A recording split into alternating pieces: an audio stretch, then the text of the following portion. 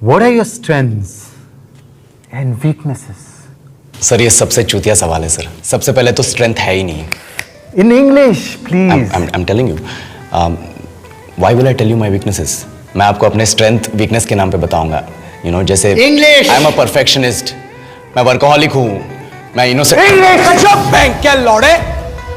क्या English English English लगा रखा है बे? 4 साल का था मैं जब मेरे पापा जबलपुर में किसी हलवाई के यहाँ काम करते थे।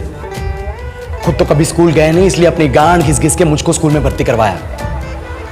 अब कहने के लिए तो वो इंग्लिश मीडियम स्कूल था, लेकिन साले हमारे टीचर लोग खुद हिंदी में बात करते थे। हमारे स्कूल के लड़के एक दूसरे से यो व्हाट्स अप डो ऐसे बात नहीं करते। क्या भौंक रहा है तेरा लंडा आजकल है? ऐसे गले में किसी तरह रट्टा मार मार के 10th तक पहुंचे तो पता चला कि जिंदगी में सफल होने के लिए एक ही तरीका है और वो है इंजीनियरिंग। सब यही कहते, माँ बाप, टीचर लोग, गली का वॉचमैन भी हमसे पूछता था, और भैया कैसी चल रही है आपकी तैयारी? भाग बेंचो, तुमको क्या करना है? इसलिए हमारे स्कूल के बच्चे हम सब पहुंच गए बकरों की तरह। मैं IIT, मैं NIT। अरे जिस बच्चे ने अपने बाप को जलेबी तलते देखा है वो तो यही सोचेगा ना कि जिंदगी में पैसा ही सब कुछ है। I did not choose this engineering life, sir, and neither did this engineering life choose me.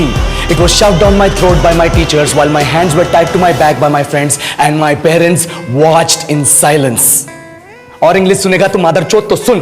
10th के बाद 2 साल लग गए इस कॉलेज में घुसने के लिए, कोचिंग में निकाल दिए। ना कुछ खेले ना कुछ सीखे, और 2 साल बाद जब यहां पहुंचे तो पता चला कि बड़े शहरों के कॉन्वेंट स्कूल के पढ़े बच्चे जब अंग्रेजी में बात करते हैं तो मरे हुए फूल भी खिल उठते हैं। आहा, हवा में ऑक्सीजन की मात्रा बढ़ जाती है इनकी अंग्रेजी सुन के। और पूरे कॉलेज की लड़कियां इन इंग्लिश स्पीकिंग लड़कों को अपना जीवनसाथी.com मान चुकी है। तुझे क्या लगता है? मुझे कभी लगा नहीं कि मैं अपनी अंग्रेजी पे काम करूं, अपने पर्सनालिटी पे काम करूं। बहुत लगा। ये चूतिया इंडस वैली सिविलाइजेशन का जो एजुकेशन सिस्टम बिठा के रखे हो, जिसमें हर साल में 10 सब्जेक्ट, हर सब्जेक्ट में theory, practical, viva, lab work, external, internal, majors, minors, assignment, project, thesis, गांड मार के रख लिया हमारी। महीनों तक नहाना भूल जाते हम लोग और फिर हमारा परसेप्शन बना देते हो कि हम ऐसे ही रहना चाहते हैं। अब इस साल में एक बार कल्चरल फेस्टिवल आता है, एक बार, उसके लिए भी प्रोफेसर से भीख मांगनी पड़ती है। अरे बिना इंग्लिश बोले, बिना लड़कियों से बात किए कौन गांडू रहना चाहता है वैसे? पर टाइम कहाँ है कुछ सीखने के लिए? लगे पड़े हैं कोडिंग सीखने, 3 लैंग्वेज सीख रहे हैं अलग अलग इंग्लिश छोड़ के। लेकिन जब प्लेसमेंट्स की बात आई तो सबको एप्टीट्यूड चाहिए, पर्सनैलिटी चाहिए, इंग्लिश स्पीकिंग चाहिए। It is not that we cannot speak English, sir. We are just very conscious of our diction and our pronunciation and we are not confident to speak in front of anyone else. If the curriculum was a little bit diverse, if the engineering colleges in our country focused on our all-round development instead of functioning like a goddamn factory that is just mass producing robots by killing their dreams and handing out degrees, I would not be sitting here in this pointless HR interview, the likes of which exist only in our country.